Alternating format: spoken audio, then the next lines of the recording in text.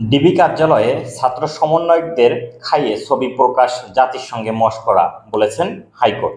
দর্শক, ভিডিওটি পুরো বিষয়টি জানতে চ্যানেলে সাবস্ক্রাইব করে সাথেই থাকুন।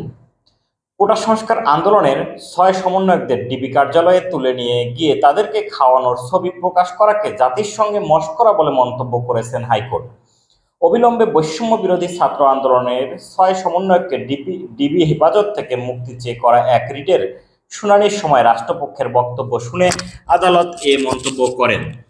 সোমবার সুপ্রিম কোর্টে 2 আইনজীবী এ রিট দায়ের করেন। তারা হলেন মঞ্জুর আল মতিন ও আইনুন নাহার সিদ্দিকা। আবেদনে আন্দোলনকারীদের উপর গুলি না চালাতেও আদালতের নির্দেশ চাওয়া হয়।